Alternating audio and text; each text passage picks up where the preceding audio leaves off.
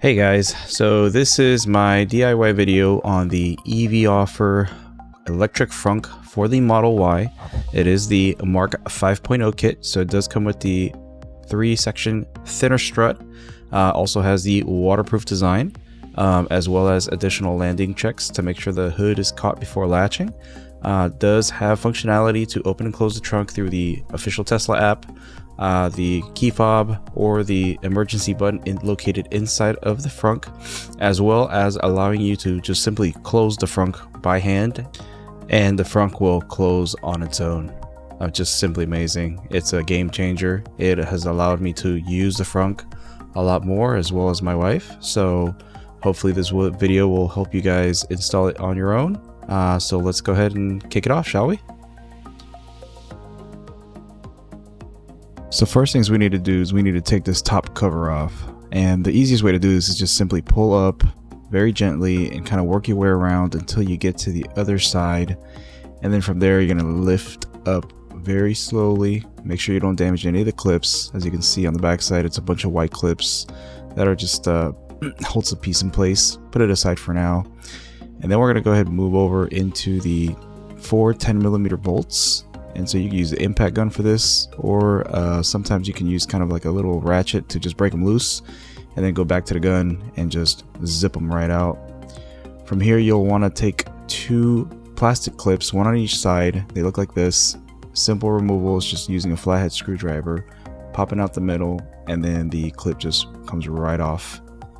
And now gently pull up, but be careful not to pull too far because the front does have the trunk release button switch that we need to disconnect, like so. And then the cover just comes off just like that. Just set it aside and you can leave the bolts in there that you took out earlier. Now we're going to go ahead and remove 2 bolts, also 10mm from each side for the filter, the air filter frame. Break them loose with a ratchet and then go ahead and zip them out with the gun. Take that aside. Now what you want to do is either get some masking tape or some electrical tape in my case, and mark where the latching mechanism is positioned onto the frame. That makes it for easy reinstallation afterwards. And then we're going to go ahead and take our ratchet and we're going to go ahead and remove the 2 bolts that are holding the latching mechanism to the frame.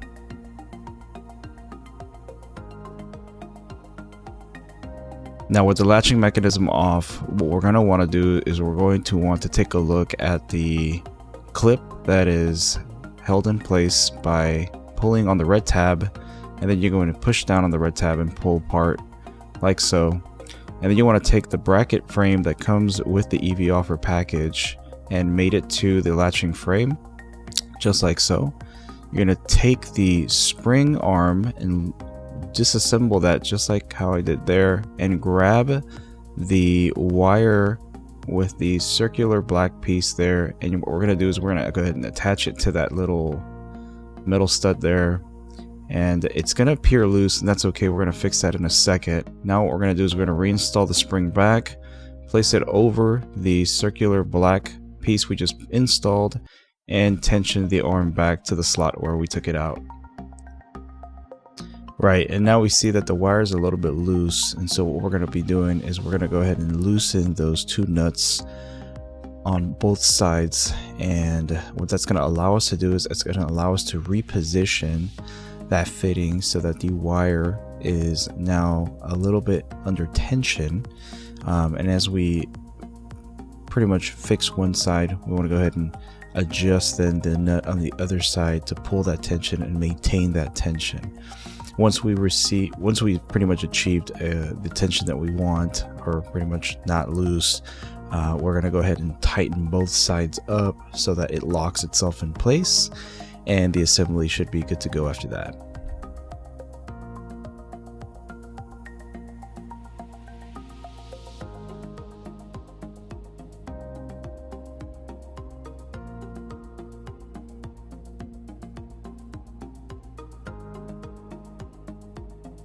Now the final step we're going to do into reassembling the latch mechanism is we're going to place both plates together, and we're going to mate up the holes, line up the bolts so that we can go ahead and thread those in by hand, first on both sides. And then what we're going to do is we're going to make sure that the initial tape markings that we put in place are aligned, and then we're going to go ahead and tighten up the assembly so that it's nice and secure. And now we shift over to the motor assembly from the OEM. We're going to go ahead and remove that plug, that factory plug that mates there. Just pull up on the tab and that plug will come straight out.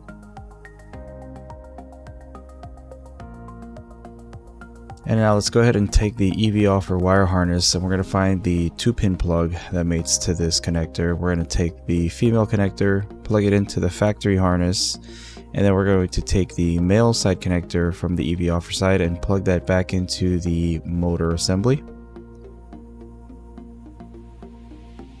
And then we're going to find the other side of that harness, and we're going to plug in the 3-pin plug from the latch assembly. Plug that female connector into the OEM plug. Make sure that you press in on the red tab, and then go ahead and connect that male connector over into the latch assembly and press in on the white connector. And then last, we'll go ahead and plug in the remaining cable that plugs into that spot right there.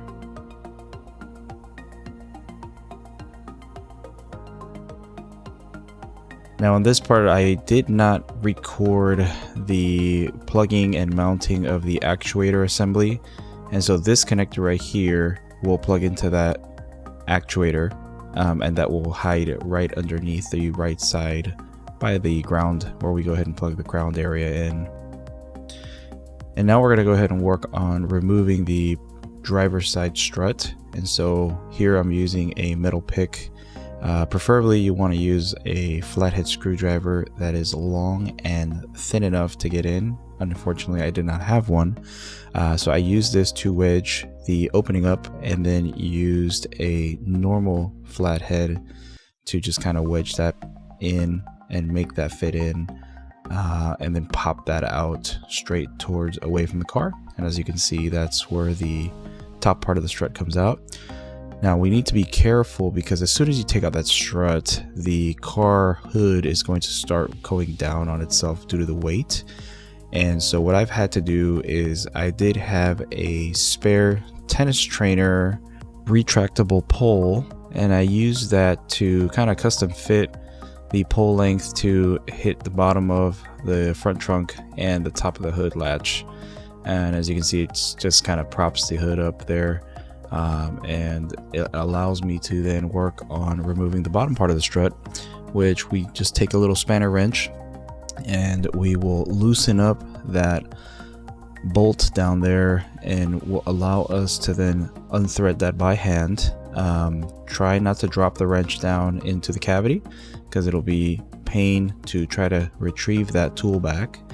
And so after a lot of patience and time, you should be able to loosen that up and eventually just go ahead and unthread that by hand.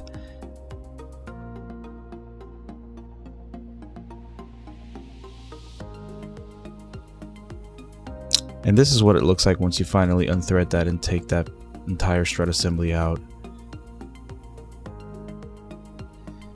And just for comparison, this is the EVOffer strut side by side with the OEM strut.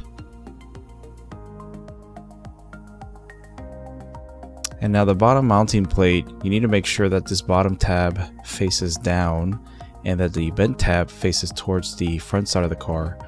You'll notice that there is an R and an L on each of the plates. So L is going to be driver side and R will be passenger side. So that does come with a small screw that we're going to go ahead and use and bolt that on. This part does take a lot of time. I would highly recommend that you take your time to make sure that you don't drop the screw down inside that hole. Use recommended a flex head ratchet wrench. It helped me a lot. If you do have a small 1/4 inch ratchet, that would probably work as good. The only thing is you probably don't have good leverage to try to ratchet it out. As you can see here in the sped up video, The ratchet handle does protrude out, so it's a lot easier to go ahead and ratchet that in. It does take a long time, but it's totally doable. Now moving over to the passenger side, it's going to be the same exercise. It was a little difficult to try to record on this side just due to the lack of space on this side compared to the other side. But go ahead and stick your flathead screwdriver up the top, pop the strut out from the top, and then go ahead and use your wrench and unwrench the bottom bolt to remove the bottom part of the strut assembly out of the car. Now this bracket, you'll see that has the R label designated on the bracket. The same thing, flat part goes down, bent part goes towards the front of the car, and you'll go ahead and slip that in along with the bolt that comes in the kit. And you're just going to go ahead and thread that in, and same step as before, use your flex head ratchet to go ahead and screw that bolt in nice and tight.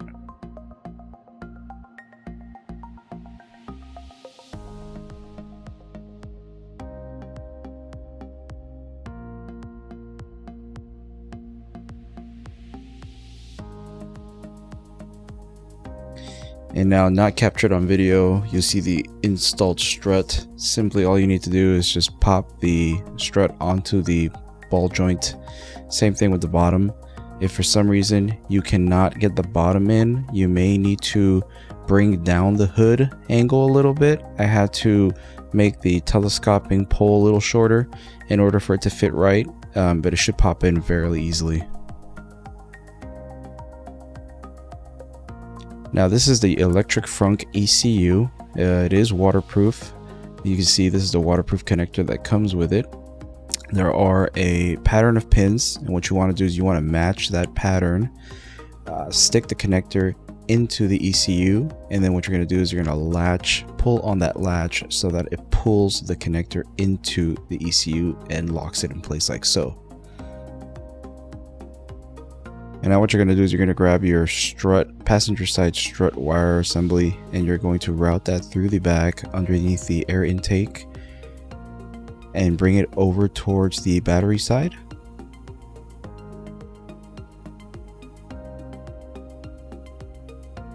And now what we're going to do is we're going to go ahead and tuck the ECU between the firewall and the windshield wiper reservoir container. It'll tuck right in. There's going to be a place where we can then later on attach it with a tie wrap to secure it in place. Get all the cables and route it underneath the windshield wiper reservoir and route it underneath the horizontal black metal bracket that secures the battery in place. Now what I'm going to do now is grab the passenger side strut wire assembly and plug that into the main wire harness.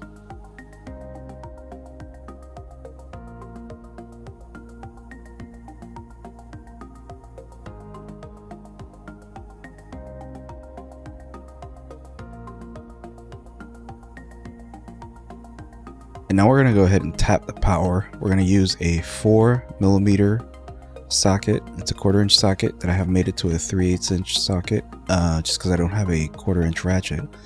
And we're going to go ahead and unloosen this part up right here, and we're going to grab our tap and attach the spade connector over to in between the post and the flat washer there, and then we're just going to go ahead and retighten that back up. And now we'll go ahead and grab the B+ connector and plug that in right there.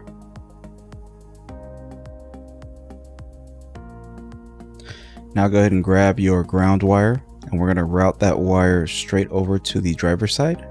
Using a 10mm ratchet, we're going to go ahead and loosen up that bolt, and then we're going to go ahead and attach it right in between that bolt and tighten it back up. Now we're ready to test, and we simply have to press the button on the ECU twice, and you'll see a half latch. And if you were to press down on the latch gate and press twice again, you'll notice that it'll go into a full latch. And if it does this, then that means that everything is working as it should. Now with the latch in a full close, what we'll want to do is we'll go inside the vehicle and we'll open the trunk, and you should hear a double click on the latch like so, and that's going to indicate that the latch is now unlocked itself completely, as you can see. And now I want to go ahead and start cleaning everything up and getting ready to put it back together. So what we're going to do is we're going to initialize the system by holding the button down until you hear a beep. And then that means the system is now initialized. And now we'll need to go ahead and install the latch release. And what we'll do is press on the top right part of the tab, come right out easy. And you're gonna feed the pull cable through the bumper. As you can see it's right there. Not too difficult to feed through. Just go ahead and stick your hand in and it'll go ahead and feed right out. And then we'll just go ahead and wrap some tape, trusty old electrical tape, and just attach it to the 2 wires that are there.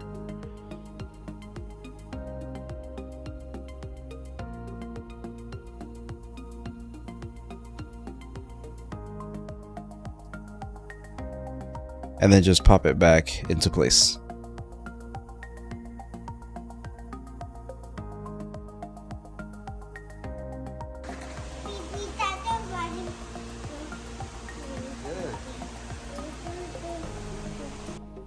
And now making sure that all the tools are out, we've went ahead and tied up all the wires, make sure everything is nice and neat and tucked away so that the frunk bin can then go inside.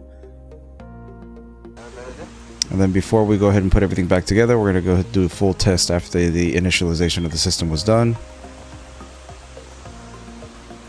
And as you can see, auto close happens.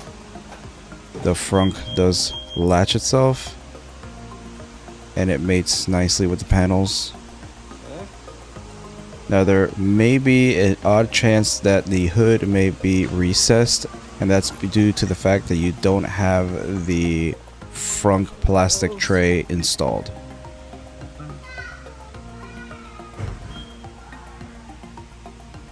So just testing open and close procedures before you reinstall everything.